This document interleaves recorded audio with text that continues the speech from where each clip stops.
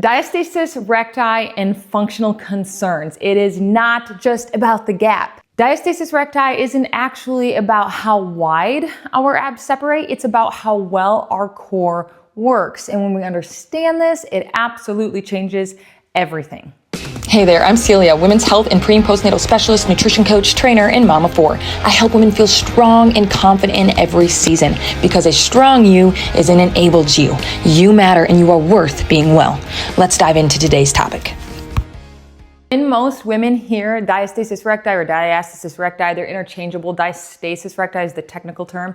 But anyways, when women hear diastasis recti, they think of seeing a gap or some sort of bulge within our abs. But functionality is what we should be paying attention to.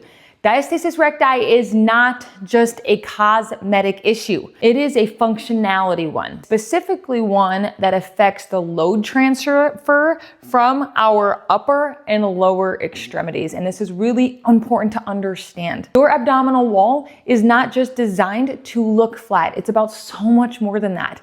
Its real job is to transfer force between the upper and the lower body. To support you, its job is to support your spine, your pelvis, and help manage breathing and internal pressure. And this is why this is so important when we're doing movements to rebuild core strength, to manage pressure, and to manage our breathing throughout those movements, because how we breathe is going to determine how we heal and helping us regain proper functionality of the core.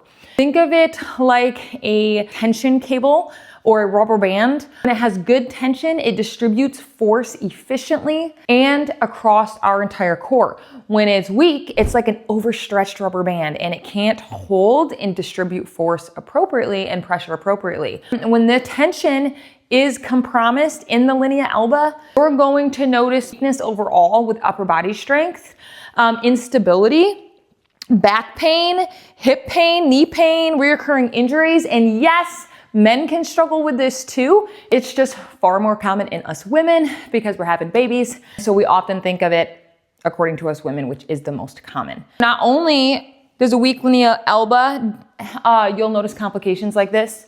It's often what we think of aesthetically as the low belly pooch or the mommy tummy, but it doesn't mean it's just low belly. It can also just be an overall weakened core because of the weakened structure in that linea alba. It's that overstretched rubber band. So here is the key point.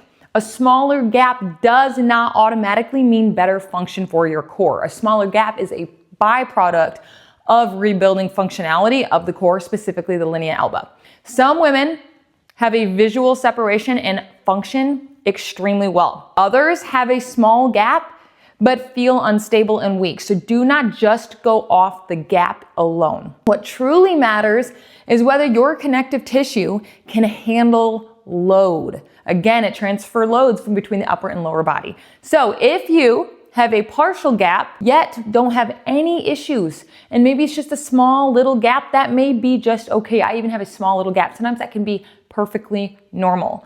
The goal is overall physical restoration and obviously overall strength. The linea alba, when it is restored, will give you that. So yes, the gap needs to close and become smaller, but it is a byproduct of focusing on the linea alba. So don't just focus on the gap, focus on the rebuilding of the tension of the linea alba, and the gap will come together as you do that. Focusing on functionality of the core, not just crunching our abs together. This is also exactly why I created my Closing the Gap program. Most women do not need random core workouts. None of us do. We do not need endless crunches. That can do more harm than good. We need a progressive functional system that does restore that tension and strength, giving you that confidence in your core again and letting you feel that freedom and enablement from the inside out. Core functionality matters, and functionality is a concern when we are dealing with diastasis recti. If you're struggling and like, oh, I don't really care too much about the looks of it, okay, but you need to care about the functionality of it because so many things are affected when we have the weak linea alba. And if you are ever confused on the linea alba and diastasis recti and closing the gap and measuring your gap is a guideline, okay? Your linea alba is what we want to bring tension and focus to. And as you bring that tension and focus to, your gap will close. So it's a guideline, it's an indicator. But if you've also worked hard and you feel your strength is regained again in your linea alba and functionality is there and you're feeling really good and you have a slight gap, is something that has come up in several of my conversations with women, that is okay. That can be normal. Some people have a gap naturally, okay? 2+ fingers is not normal. I'm not talking about ignoring a diastasis gap, okay? Do the check, do the self-assessment. I'm just saying don't just focus on bringing the abs together. Focus on restoring the tension to the linea alba, and that will help bring the abs together and close that gap. So just shift your focus. Shift your focus deeper and internally more. And again, that's what my program's built all around, is restoring the tension in the linea alba so you can feel your strongest self. Remember, a strong you is an enabled you. You matter. You are worth being well. If this video was helpful, I would love it if you liked, subscribed, and turned on that notification bell. And if you want deeper support, workouts, and education, you can find everything linked in the caption below or the link to the app in my bio. Thank you for being here, and remember, you matter and you are worth being well, mind, body, and soul.